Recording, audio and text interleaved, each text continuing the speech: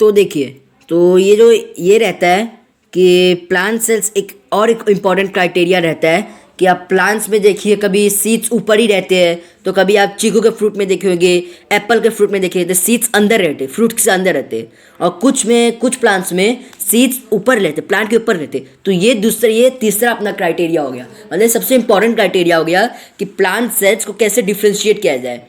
पहले तो हमने देखिए प्लांट सेल्स को डिफ्रेंशिएट, पहले हमने लिविंग ऑर्गेनिजम्स को डिफ्रेंशिएट किया था, लेकिन हम ये लेसन का नाम है क्लासिफिकेशन ऑफ प्लांट्स, तो हम ये अब प्लांट्स को क्लासीफाई कर रहे हैं। तो अब देखिए, finally plants are group depending upon the number of cotyledons in the seeds. अब देखिए मेन जो पॉइंट आता है यहाँ पे, ये कॉटिलेडॉन्स।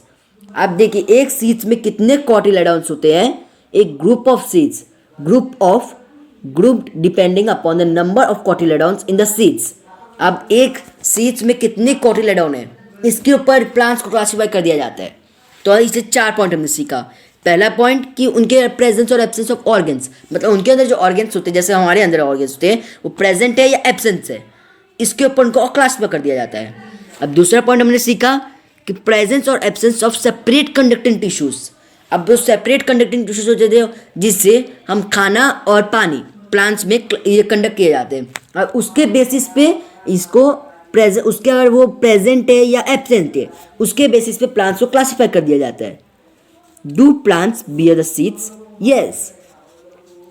और ये थर्ड क्राइटेरिया है हमारा कि वो जो प्लांट्स जिसमें रहते हैं, जैसे कि हमारा फ्रूट्स में हो गया एप्पल का फ्रूट, चीकू का फ्रूट, मैनी फ्रूट्स रहते हैं जिनके ये जो सीड्स रहते हैं वो ऊपर ही ऊपर रहते हैं, वो अंदर गड़े हुए नहीं रहते, फ्रूट्स के अंदर नहीं रहते, फ्रूट्स को अभी तोड़ोगे तो उसके अंदर से नहीं निकलेंगे, वो ऊपर से ही रहते हैं। और कुछ प्लांट्स जैसे एप्पल है उसके अंदर रहते, फ्रूट के अंदर रहते हैं, तो वो उसकी बेसिस पे हम क्लासीफाई कर सकते हैं कि ये कैसे, कौन सा प्लांट है, कौन से क्राइटेरिया में आता है और ये कौन से क्राइटेरिया में आता है। तो ये एक बेसिस हो गया क्लासिफिकेशन का। और जो फोर्थ है और जो मेन है वो है कि सीड्स के अंदर कितने कॉटिलेडॉन्स है, एक सीड के अंदर कितने कॉटिलेडॉन्स है। अब उसके ऊपर हम ये क्लासीफाई करते हैं कि वो प्लांट कौन से क्राइटेरिया में आता है। अब सीड कॉटिलेडॉन्स ज़्यादा हुए तो वो अलग क्राइटेरिया में जाएगा, और कॉटिलेडॉन्स कम हुए वो अलग क्राइटेरिया में जाएगा। तो इसके ऊपर हम लोग ये क्लासीफाई करते हैं। तो चलिए आगे बढ़ते हैं। At the higher levels of plant classification different characteristics are considered for classification. अब higher levels of plant classification, अभी हम लोग 9th स्टैंडर्ड में आ गए तो हम हायर लेवल करेंगे। तो वो जो अभी प्लांट क्लासिफिकेशन को हम हायर लेवल तक लेके जाते हैं, तो different characteristics are considered for classification. अब उनके अलग अलग कैरेक्टरिस्टिक्स भी होते हैं, प्लांट्स के भी अलग अलग कैरेक्टरिस्टिक्स होते हैं, अब उसके बेसिस पे भी उनको क्लासीफाई किया जाता है। अब उनका जो ये रहते हैं कैरेक्टरिस्टिक्स, कुछ प्लांट्स का अलग अलग कैरेक्टरिस्टिक्स रहता है, तो उसके ऊपर भी उनको क्लासीफाई कर दिया जाता है। एग्जाम्पल भी देख लेते हैं यहाँ पे। डिपेंडिंग अपॉन द एब्सेंस और प्रेजेंस ऑफ फ्लावर्स। अब देखिए डिपेंडिंग अपॉन द एब्सेंस और प्रेजेंस ऑफ फ्लावर्स, अब हम इसको देख लेते हैं, बनाना ट्री को। हाँ वही तो प्लांट है, लेकिन उसमें फ्लावर्स रहते हैं? नहीं रहते, वो सिर्फ फ्रूट्स को बियर करता है। और यही हम लोग देख लेते हैं हिबिस्कस में फ्लावर्स तो बहुत सारे रहते हैं, तो वो फ्लावर्स के ऊपर है। तो अभी वो जो अपना बनाना का प्लांट है वो अलग क्राइटेरिया में आएगा, और ये हिबिस्कस अलग क्राइटेरिया में आएगा। तो ये एक क्लासिफिकेशन हो गया। दूसरा क्लासिफिकेशन क्या है? Fruits and seeds. Plants are classified as cryptogams and और फेनोरिगेम्स। अब फ्रूट्स और सीड्स, इस पे भी हम लोग प्लांट्स को क्लासीफाई किया जाता है, और उसमें भी उनको क्लासीफाई किस पे किया जाता है? एक तो क्रिप्टोगेम्स होता है और एक तो फेनोरिगेम्स। अब यही क्रिप्टोगेम्स और फेनोरिगेम्स अब आगे स्टडी करने वाली हूँ।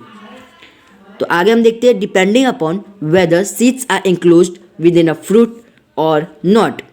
Depending upon whether seeds are enclosed within a fruit और नॉट। तो हम लोग पहले बताया था कि वो जो एप्पल के एंक्लोज रहते हैं, एप्पल के अंदर ही रहते हैं वो सीड्स, और कुछ प्लांट्स में बाहर रहते हैं सीड्स, तो उनके भी बेसिस पे को क्लासीफाई किया जाता है।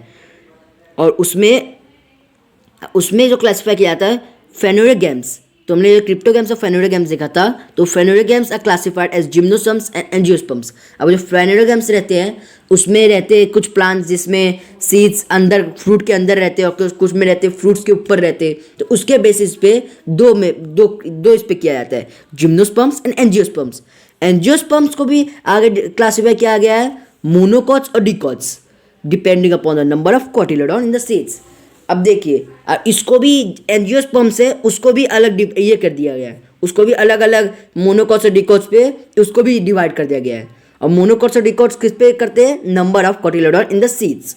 तो यहाँ पे हम लोगों ने क्या सीखा कि डिपेंडिंग अपॉन द एब्सेंस और प्रेजेंस ऑफ फ्लावर्स और फ्रूट्स एंड सीड्स, तो हम लोग जो फ्लावर्स, फ्रूट्स और सीड्स के प्रेजेंस के ऊपर हमने देखा कि प्लांट्स किस में क्लासीफाई किए गए हैं, किस में क्लासीफाई किए गए हैं?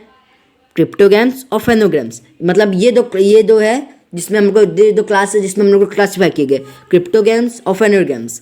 और फिर कुछ कौन सा दूसरा पॉइंट है हमारे लिए? Depending upon whether the seeds are enclosed within the fruit और नॉट। और वो सीड जो फ्रूट्स के अंदर है या फ्रूट प्लांट के ऊपर है या फ्रूट के बाहर है, तो उसके भी क्लासीफाई किया गया है जिम्नोस्पर्म्स और एंजियोस्पर्म्स। और फिर एंजियोस्पर्म्स को डिवाइड किया गया है मोनोकॉट्स और डिकॉट्स। और मोनोकॉट्स और डिकॉट्स में कैसे क्लासीफाई किया गया है? Number of cotyledon in the seeds. आप समझ गए? अब ये हमारा यहाँ पे देखिए, an introduction to scientist. In 1883 इल्कर a botanist classified the kingdom plantae into two subkingdoms. As a result, two subkingdoms, cryptogams and phanerogams, were considered for plant classification. तो जो इक्लेर था, नाम अजीब है थोड़ा, इक्लेर जो था वो एक बोटेनिस्ट था और उसने किंगडम प्लांटे को दो सब किंगडम्स में किया। हमने जो दो सब किंगडम्स किया कहते हैं क्रिप्टोगैम्स और फेनोगैम्स, वो जो प्रेजेंस और एब्सेंस में फ्लावर्स और फ्रूट्स को सीड्स के ऊपर, तो उसको किसने क्लासीफाई किया था? इक्लेर ने 1883 में। तो ये आपको हमेशा ध्यान में रखना चाहिए क्योंकि ये आगे जाकर आपको बहुत हेल्प करने वाला है। तो अभी ऑब्जर्व है, तो ये एक्टिविटी है, तो ये आप खुद भी कर सकते हो। Division 1 thallophyta. तो this plants grow mainly in water. तो अभी हम लोग क्या पढ़ रहे हैं? क्रिप्टोगैम्स। अब क्रिप्टोगैम्स से क्या क्या क्लासीफाई किया गया है? पहला डिवीजन उसका थैलोफाइटा। तो थैलोफाइटा का कैरेक्टरिस्टिक्स पढ़ रहे हैं। तो ये जो प्लांट रहता है ये मेनली वाटर में ही रहता है, मतलब ये पानी के ऊपर ही उगता है। और this group of plants which do not have specific parts like roots, stems, leaves, flowers but are autotrophic due to presence of chlorophyll is called algae. और देखिए, ये थैलोफाइटा में जो होता है एक ग्रुप ऑफ प्लांट होता है जिसके पास ये नहीं रहते, रूट, स्टेम, लीव्स, फ्लावर्स, ये सब नहीं रहते, लेकिन वो फिर भी ऑटोट्रॉफिक रहते हैं। क्यों? क्योंकि इनके पास क्लोरोफिल रहता है। और मैंने आपको बताया था क्लोरोफिल क्या होता है। वो क्लोरोफिल जो होता है जिसकी वजह से हम लोग फोटोसिंथेसिस ये कर सकते हैं, प्लांट्स फोटोसिंथेसिस को प्रोसेस करते हैं, और जो कि प्लांट्स के लीव्स के ऊपर रहते हैं, लीव्स के अंदर रहते हैं, और उन प्लांट्स को कहते हैं एल्गे। उस थैलोफाइटा कौन से? Algae. Algae show great diversity, मतलब एल्गे जो है उसको बहुत सारी डाइवर्सिटी है, मतलब उसको बहुत, आप हर जगह एल्गे देख सकते हो। हम मेनली देखते नहीं हैं। दे मे बी यूनिसेलुलर और मल्टीसेलुलर एंड माइक्रोस्कोपिक और एलार्ज। तो एल्गे जो रहता है वो कभी यूनिसेलुलर या मल्टीसेलुलर, यूनिसेलुलर मल्टीसेलुलर आपको पता ही होगा क्योंकि आप 9th स्टैंडर्ड में आ चुके हो।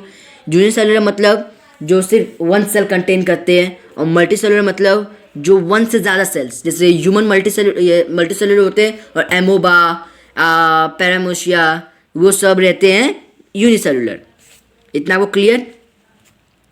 और उसको और जो एल्गे रहते हैं वो माइक्रोस्कोपिक नहीं तो लार्ज रहते हैं। माइक्रोस्कोपिक मतलब वो जो हम माइक्रोस्कोप से उसको देख सकते हैं, हम अपने नेक्ट आई से नहीं देख सकते उसको, और नहीं तो वो लार्ज भी रह सकते हैं, मतलब उनको माइक्रोस्कोप से देखने की कोई ज़रूरत नहीं, आपको स्पेक्स लगाने की कोई ज़रूरत नहीं, आप अपने नेक्ट आई से देख सकते हो उनको। Examples of algae are spirogyra, ulothrix, ulva, sargassum et cetera. तो उसमें ये एग्जाम्पल्स ऑफ एल्गे, उसको भी एल्गे के अलग अलग एग्जाम्पल्स है, जैसे स्पाइरोगायरा, यूलोथ्रिक्स, युल्वा, उल्वा, सेरेगसम, और वो अलग अलग है, एक्सेट्रा दे दिया है। Some of these are found in fresh water while some are found in saline water. तो अब देखिए, अब ये एल्गे जो ये स्पाइरोगायरा, यूलोथ्रिक्स थे, हाँ, इसमें भी कुछ रहते हैं जो कि प्योर वाटर, जो एकदम प्योर पानी रहता है उसमें पाए जाते हैं, और कुछ रहते हैं जो खारा पानी, सलाइन वाटर, जिसमें खारा पानी जो हम बीचेस पे देखते हैं, ओशन वाटर, ये सब ज़्यादा खारा पानी रहता है, तो उसमें भी वो पाए जाते हैं। This plants usually have a soft and fibre like body.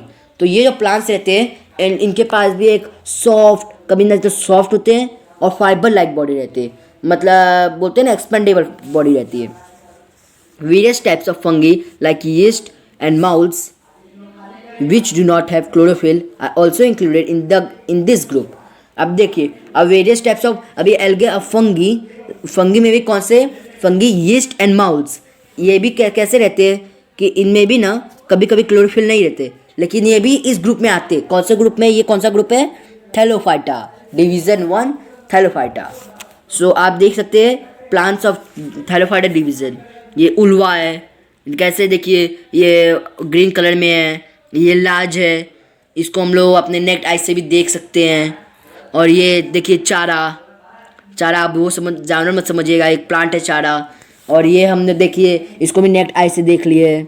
अब ये उल्वा है, ये यूनिसेलुलर है, ये है मल्टी सेलुलर. अब ये देखिए स्पाइरोगाइरा, इसका आपको डायग्राम हमेशा याद रखना चाहिए. ये देखिए सेल वॉल है, आपको मैंने पहले सिखाया था सेल वॉल. ये इसका बीच का न्यूक्लियस है जो मेन रहता है. ये इसका पैरानॉइड है. ये स्पाइरल क्लोरोप्लास्ट है, ये जो ऐसे ऐसे ऊपर गए, ऊपर नीचे हुए, इसको स्पाइरल क्लोरोप्लास्ट कहते हैं. तो ये स्पाइरोगाइरा. तो सो गाइस, तो मैं ये वीडियो को ज़्यादा बड़ा नहीं बना सकता, इसके लिए हम यहाँ पे स्टॉप करते हैं. तो आपको सब पॉइंट्स, मैं आई होप दैट आपको सब पॉइंट्स क्लियरली समझ आ चुके होंगे, क्योंकि वो बेसिस फॉर क्लासिफिकेशन, वो जो 4 पॉइंट्स थे, फिर ये 3 पॉइंट, फिर इंट्रोडक्शन टू साइंटिस्ट, और ये क्रिप्टोगैम्स में division 1 Thallophyta. So guys, I will suggest you that ये डिवीजन 1 थैलोफाइटा है, इसको आप फुल लर्न कीजिए. ये फुल लर्न कीजिए क्योंकि ये एग्जाम में 80% की आ सकता है.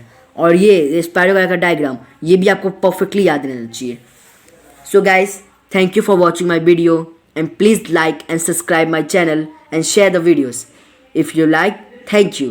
And if you have any doubt, so please write it in the comment box.